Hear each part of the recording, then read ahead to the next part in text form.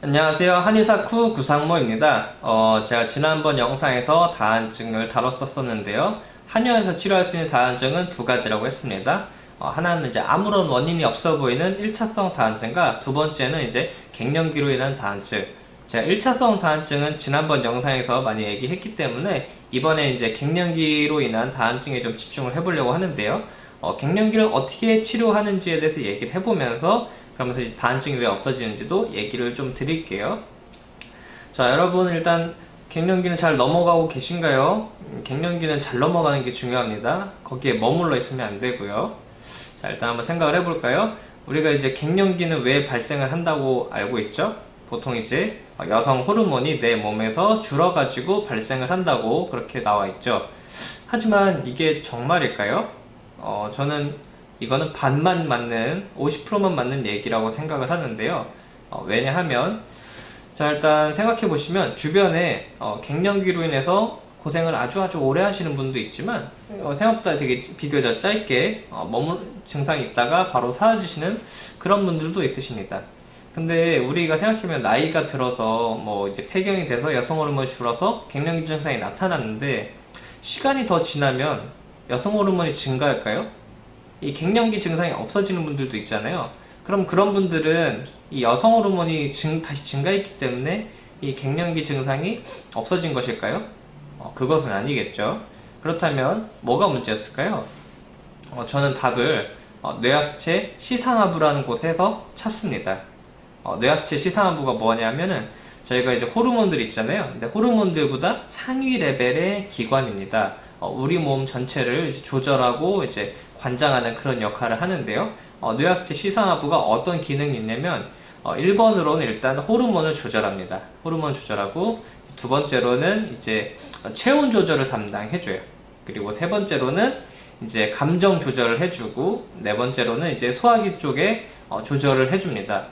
자, 우리가 이제 갱년기 주된 증상들 한번 살펴볼까요? 일단은 이제 다한증도 있고 안면 홍조도 있고 그리고 두근거림, 우울증도 있고 그리고 이제 소화기 장애도 좀 생기고 그리고 이제 피부도 건조해지고 이제 질도 위축되고 이런 증상들 있죠.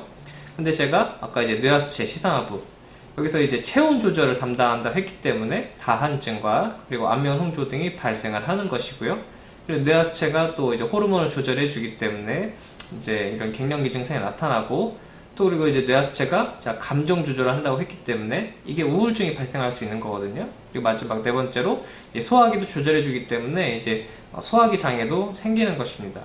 자, 보시면은 갱년기 증상 거의 대다수가 이 뇌하수체의 기능에 따라서 달라지는 증상들이에요.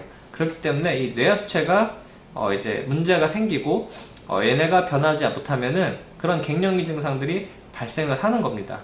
아까 처음에 이제 갱년기 증상을 누구는 이제 짧게 머무르고 이제 지나간다 그랬는데, 자, 그것은 이제 여성 호르몬 분비가 나이가 들면서 증가한 것이 아니라 이 뇌하수체란 부분이 더 이상 이제 내 몸에 여성 호르몬이 많지 않다 이런 상황을 인지를 하고 그에 맞춰서 변화를 하는 겁니다. 이렇게 뇌하수체가 변화를 하면 갱년기 증상이 없어집니다. 그런데 이 뇌하수체가 이 바뀐 몸에 적응하지 못하고 예전에 여성 호르몬이 많이 나왔던 상태로 인식하고 인지하고 있으면 이제 계속 갱년기 증상이 쭉 지속되는데요. 저는 이렇게 뇌하수체 시상하부가 변하지 못한 것을 이제 갱년기 체질이라고 부릅니다. 이런 이제 갱년기 체질에 계속 머무르게 되면 여성 호르몬이 필요해요.